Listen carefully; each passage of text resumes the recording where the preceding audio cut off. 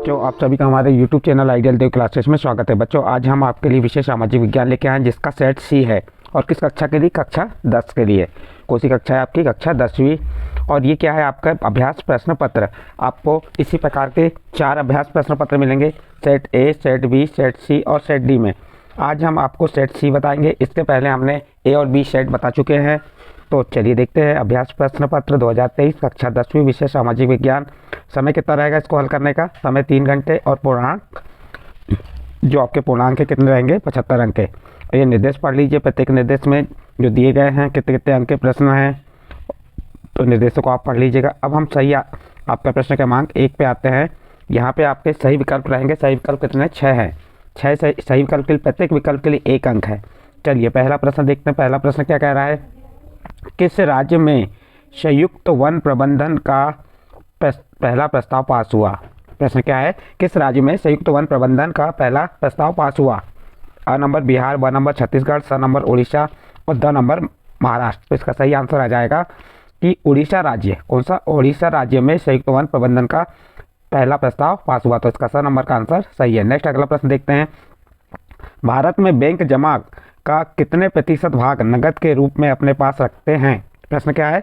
भारत में बैंक जमा का कितने प्रतिशत भाग नकद के रूप में अपने पास रखते हैं? अ नंबर 100%, ब नंबर 15%, स नंबर 20% और द नंबर 25%। तो इसका सही आंसर हो जाएगा ब नंबर 15%। बैंक जमा का कितने प्रतिशत? 15% भाग नकद के रूप में पास में रखते हैं। तो इसका सही आंसर ब नंबर आ जाएगा। Next question. निम्नलिखित में से किस नदी पर बहुउद्देशीय नदी परियोजना नहीं है? प्रश्न क्या है बेटा यहाँ पे? निम्नलिखित में से किस नदी पर बहुउद्देशीय नदी परियोजना नहीं है? अ नंबर चंबल, ब नंबर महानदी, स नंबर नर्मदा और द नंबर यमुना। तो आपका इसका सही आंसर कौन सा हो जाएगा? किस नदी पे बहुउद्देशीय नदी परियोजना नहीं है? तो इसका सही आंसर आ जाएगा द नंबर यमुना नदी पर। यमुना नदी पर बहुउद्देशीय नदी परियोजना नहीं है। तो द नंबर का आंसर सही है। नेक्स्ट क्वेश्चन देखते हैं। इसके बाद क्वेश्चन नंबर 4। क्वेश्चन नंबर 4 में क्या कहा है? जब फ्रांस छींकता है तो बाकी यूरोप को सर्दी जुकाम हो जाता है, यह कथन है। प्रश्न क्या है? जब फ्रांस छींकता है तो बाकी यूरोप को सर्दी जुकाम हो जाता है, यह कथन किसका है? अ नंबर बिस्मार्क, मेटरनिक, दिदरी और नेपोलियन। तो बताइए किसका कथन है ये? तो ये कथन आ जाएगा आपका ब नंबर मेटरनिक का। किसका कथन है ये? मेटरनिक का कथन है। जब फ्रांस छींकता है तो बाकी यूरोप को सर्दी का जुकाम हो जाता है, यह कथन मेटरनिक का है। तो ब नंबर का आंसर सही है। नेक्स्ट अगला प्रश्न देखिए। सिंहली को श्रीलंका में राजभाषा कब घोषित किया गया? प्रश्न क्या है? सिंहली को श्रीलंका में राजभाषा कब घोषित किया गया? 4 ऑप्शन दिए। अ नंबर 1980 में, ब नंबर 1975 में, स नंबर 1965 में और द नंबर 1956 में। तो इसका सही आंसर आ जाएगा आपका द नंबर 1956 में। सिंहली को श्रीलंका में राजभाषा 1956 में घोषित किया गया। तो इसका 5वां प्रश्न कंप्लीट हुआ। नेक्स्ट अगला प्रश्न देखते हैं। प्रश्न नंबर 6। प्रश्न नंबर 6 में क्या दिया है? लोकतंत्र में निर्णय लेने और क्रियान्वयन में देरी क्यों हो जाती है? प्रश्न क्या है आपका? लोकतंत्र में निर्णय लेने और क्रियान्वयन में देरी क्यों हो जाती है? इसके 4 ऑप्शन दिए। पहला नंबर सरकार फैसले लेने से डरती है, ब नंबर सरकार निर्णय लेने में रुचि नहीं रखती, स नंबर लोकतंत्र में निर्णय विचार विमर्श से तथा सोच समझ कर लिए जाते हैं और द नंबर उपयुक्त सभी। प्रश्न क्या था? लोकतंत्र में निर्णय लेने और क्रियान्वयन में देरी क्यों हो जाती है? तो उसका सही आंसर आ जाएगा स नंबर। लोकतंत्र में निर्णय विचार विमर्श से तथा सोच समझ के लिए जाते हैं, इसलिए क्या होती है? देरी हो जाती है। तो इस प्रकार आपका यहाँ पे जितने भी सही विकल्प थे 6 सही विकल्प कंप्लीट हुए। आप तैयारी अच्छे से करिए तो आपको 6 अंक अच्छे से प्राप्त हो जाएंगे यहाँ पे। नेक्स्ट अगला प्रश्न है, रिक्त स्थानों की पूर्ति कीजिए। प्रश्न क्या कह रहा है? खालिस्तान के नेतृत्व में जर्मनी का एकीकरण पूर्ण हुआ, किसके नेतृत्व में? तो इसका सही आंसर आ जाएगा बिस्मार्क के नेतृत्व में। बिस्मार्क कैसे लिखेंगे? ये बी आधा स और मार्क। बिस्मार्क के नेतृत्व में। किसके नेतृत्व में? बिस्मार्क के नेतृत्व में जर्मनी का एकीकरण पूर्ण हुआ। फिर नेक्स्ट क्वेश्चन है, सत्ता की साझेदारी खालिस्तान की आत्मा है। तो जो सत्ता की साझेदारी, ये किसकी आत्मा कहलाएगी? लोकतंत्र की आत्मा। किसकी आत्मा कहलाएगी? लोकतंत्र। यहाँ पे आप क्या लिख देंगे? लोकतंत्र। ठीक है, यहाँ पे क्या आ जाएगा आपका? लोकतंत्र आ जाएगा। भारत विश्व में खालिस्तान का सबसे बड़ा उत्पादक और उपभोक्ता देश है। देखिए भारत विश्व में खालिस्तान का सबसे बड़ा उत्पादक और उपभोक्ता देश है। तो आप इसका आंसर दो प्रकार से लिख सकते हैं, दाल का भी लिख सकते हैं, भारत विश्व में दाल का सबसे बड़ा उत्पादक और उपभोक्ता देश है, या चाय का भी। तो यहाँ पे आप क्या लिख सकते हैं, दाल या चाय, दाल या चाय लिख सकते हैं यहाँ पे। नेक्स्ट प्रश्न देखिए, प्रश्न नंबर कौन सा आपका, प्रश्न नंबर 3 कंप्लीट हुआ। इसके बाद प्रश्न नंबर 4, 2019 के आंकड़ों के अनुसार विश्व में मानव विकास सूचकांक में भारत का क्रमांक है। 2019 के आंकड़ों के अनुसार विश्व में मानव विकास सूचकांक में भारत का क्रमांक है। क्या कौन सा क्रमांक है भारत का, तो भारत का 129 है। कौन सा क्रमांक है, 129।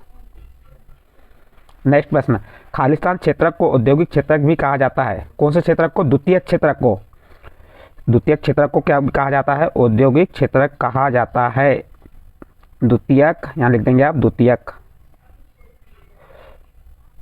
द्वितीयक क्षेत्र को औद्योगिक क्षेत्र भी कहा जाता है। नेक्स्ट प्रश्न है, ठोस पदार्थों को तरल अवस्था में परिवर्तित कर खालिस्तान द्वारा ले जाया जाता है। ठोस पदार्थों को तरल अवस्था में परिवर्तित कर, ये प्रश्न थोड़ा कंफ्यूज वाला प्रश्न है। इसका उत्तर हम सटीक उत्तर नहीं बता पाएंगे क्योंकि ये प्रश्न समझ नहीं आ रहा है। ठोस पदार्थों को तरल अवस्था में परिवर्तित कर खालिस्तान द्वारा ले जाया जाता है, तो इसको आप ऐसे भी कह सकते हैं कि यातायात के द्वारा या पाइपलाइनों के द्वारा ले जाया जाता है। तरल पदार्थ यानी कि जो तरल पदार्थ होते हैं उन्हें हम पाइपलाइनों के द्वारा भी ले जा सकते हैं या यातायात के द्वारा भी। नेक्स्ट अगला प्रश्न देखिए, प्रश्न नंबर 3, सही जोड़ी बनाइए। अब देखिए सही जोड़ी का मिलान करेंगे हम। पहला प्रश्न क्या है, रोलेट एक्ट। रोलेट एक्ट कब लागू हुआ था, 1919 में। रोलेट एक्ट कब लागू हुआ था, 1919 में। तो पहले का आंसर ड आ जाएगा। भारत में वैश्वीकरण, भारत में वैश्वीकरण कब हुआ था, 1991 में। तो इसका सही आंसर ग नंबर हो जाएगा। निजी क्षेत्रक, निजी क्षेत्रक किसका आ जाएगा, टिस्को का। ये किसका क्षेत्र है, 4 नंबर का आंसर हो जाएगा। निजी क्षेत्र से 4 नंबर को मिला दीजिए। समवर्ती सूची, समवर्ती सूची क्या है ये, तो चौथे नंबर है समवर्ती सूची। ये किसके लिए है, शिक्षा के लिए। तो ख नंबर से मिलान कर दीजिए। ज्वारी पतन, ये ज्वारी पतन कहाँ पे, कांडला में है, तो इसको क नंबर से मिला दीजिए। और भारत में लिंगानुपात कितना है, भारत का लिंगानुपात, इसका सही आंसर आ जाएगा 919। ये आपका घ नंबर का आंसर सही हो जाएगा। तो आप हम इसके सामने आंसर लिख देते हैं। रोलेट एक्ट ये एक पहले का आंसर हो गया। फिर दूसरा भारत में वैश्वीकरण 1900, तो ये दूसरे का आंसर हो गया। निजी क्षेत्र टिस्को, ये तीसरे का आंसर हो गया। समवर्ती सूची शिक्षा में चौथे का आंसर हो जाएगा आपका। ज्वारी पतन कांडला, ये 5वें का आंसर हो गया। और उसके बाद भारत में लिंगानुपात, ये 6वें का आंसर हो गया। इस प्रकार से आपको सही जोड़ी का मिलान कर लेना है। नेक्स्ट चौथा प्रश्न देखते हैं। प्रश्न चौथा क्या कह रहा है, निम्नलिखित प्रश्नों में सत्य या असत्य लिखिए। क्या लिखना है आपको, सत्य असत्य। पहला प्रश्न क्या कह रहा है, भारत में एल्यूमिनियम पेगलम दूसरा सर्वाधिक महत्वपूर्ण धातु शोधक उद्योग है। सत्य या असत्य, तो इसका आंसर आ जाएगा सत्य। नेक्स्ट प्रश्न, पवन हंस दुर्गम भूभागों में हेलीकॉप्टर सेवाएं उपलब्ध कराता है। बिल्कुल सही है, पवन हंस दुर्गम भूभागों में हेलीकॉप्टर सेवाएं उपलब्ध कराता है, तो इसका आंसर सही है। नेक्स्ट अगला प्रश्न देखिए, लोकतांत्रिक शासन में पारदर्शिता नहीं होती, तो ये गलत है क्योंकि लोकतांत्रिक शासन में पारदर्शिता होती है, तो इसका असत्य आ जाएगा। Spinning jenny machine James Hargreaves ने बनाई थी। बिल्कुल सही है, ये मशीन को किसने बनाया था, स्पिनिंग जेनी मशीन को जेम्स हरग्रीव्स ने बनाई थी, तो इसका कथन सत्य आ जाएगा। फिर देखिए 1840 के दशक में आयरलैंड में गेहूं की फसल खराब होने से लाखों लोग भूखमरी की कगार पर आ गए थे।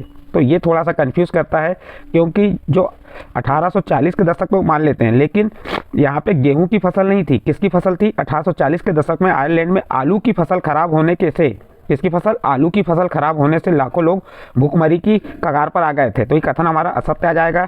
और ये कब हुआ था, 1845 से 1852 के बीच में यह भूखमरी आई थी। किसकी फसल खराब हुई थी, आलू की, तो इसलिए कथन असत्य आ जाएगा। नेक्स्ट 1859 में इंग्लैंड में इमिग्रेशन एक्ट लाया गया। 1859 में इंग्लैंड में इमिग्रेशन एक्ट लाया गया। सत्य असत्य, तो बिल्कुल ये कथन सत्य है। इस प्रकार आपके सत्य असत्य यहाँ पे कंप्लीट होते। कितने अंक रहेंगे, 6 अंक के। नेक्स्ट 5वां प्रश्न है, निम्नलिखित प्रश्नों के उत्तर एक शब्द या वाक्य में दीजिए। चलो पहला प्रश्न क्या कह रहा है, किस उद्योग में बॉक्साइट का कच्चे पदार्थ के रूप में प्रयोग किया जाता है। किस उद्योग में किया जाता है, तो आपको इसका उत्तर इसके पहले के सेट में बता चुके थे। एल्यूमिनियम, किसमें किया जाता है इसका, एल्यूमिनियम। यहाँ पे लिख देंगे आप, एल्यूमिनियम लिख देंगे। एल्यूमिनियम के क्षेत्र में किया जाता है? एल्यूमिनियम, तो यहाँ एल्यूमिनियम लिख लेंगे। आधी से अधिक आबादी किस देश में गरीबी में जीवन व्यतीत करती है? प्रश्न क्या है आपका? प्रश्न नंबर 2, आधी से अधिक आबादी किस देश में गरीबी में जीवन व्यतीत करती है? तो इसका आंसर आ जाएगा हैटी। हैटी जो देश है विश्व का, उसमें आधी से अधिक यानी 77%, कितनी परसेंट? 77% जनसंख्या क्या करती है? गरीबी में जीवन यापन करती है। कहाँ पे? हैटी। हैटी आप ऐसा लिख देंगे, हैटी। कौन सा देश है ये? हैटी देश है। नेक्स्ट प्रश्न, BMI का पूरा नाम क्या है? BMI का पूरा नाम क्या है? Body mass index. BMI का पूरा नाम क्या है? बॉडी मास इंडेक्स इसका पूरा नाम है। नेक्स्ट, रंगभेद क्या है? रंगभेद यानी रंगभेद एक अलगाव है, अलग होने की स्थिति है जहाँ पे रंगभेद के आधार पे क्या किया जाता है? भेदभाव किया जाता है, वह रंगभेद होता है जिसे अलगाव कहते हैं। प्राच्य किसे कहते हैं? प्राच्य यानी प्राचीन, पुरानी सभ्यता को प्राच्य कहा जाता है। फिर अगला है, आंध्र प्रदेश के गुडेम पहाड़ियों में आंदोलनों का नेतृत्व कौन कर रहा था? प्रश्न है क्या है? आंध्र प्रदेश की गुडेम पहाड़ियों में आंदोलन का नेतृत्व कौन कर रहा था? तो इसका सही उत्तर आ जाएगा अल्लूरी सीताराम राजू। कौन कर रहा था? अल्लूरी सीताराम राजू। तो इस प्रकार बच्चों आपके यहाँ पे जो एक शब्द या वाक्य में उत्तर देना था कंप्लीट हुई। आपके 6 अंक के आएंगे। तो आप अच्छे से तैयारी कीजिए, पुस्तक को का भी अध्ययन कीजिए, कोई भी प्रश्न आपके पेपर में आ सकते हैं। इसके बाद आपके प्रश्न, नेक्स्ट प्रश्न है 2 अंक के प्रश्न, तो इनकी तैयारी आपको अच्छे से करना है। हम आने वाले वीडियो में इनके प्रश्नों के उत्तर आपको बताएंगे। देखिए यहाँ पे इसके प्रश्न नंबर 6, 7, 8, 9, 10, 11, 12, 13, इसके बाद 14, ये पूरे प्रश्न आप यहाँ देख सकते हैं। एक नज़र अपनी पुस्तक से मिलान भी कर लीजिए इन प्रश्नों के, और इन प्रश्नों की तैयारी अच्छे से करिए, क्योंकि आपके चारों सेट में से 70 से 80% प्रश्न इसी से पूछे जाएंगे। यदि बच्चों जो आपको हमने सामाजिक विज्ञान का सेट सी बताया, ये सेट आपके समझ आया हो, तो आप हमारे चैनल आइडियल देव क्लासेस सब्सक्राइब कीजिए, लाइक कीजिए एवं अन्य ग्रुप में शेयर जरूर कीजिए।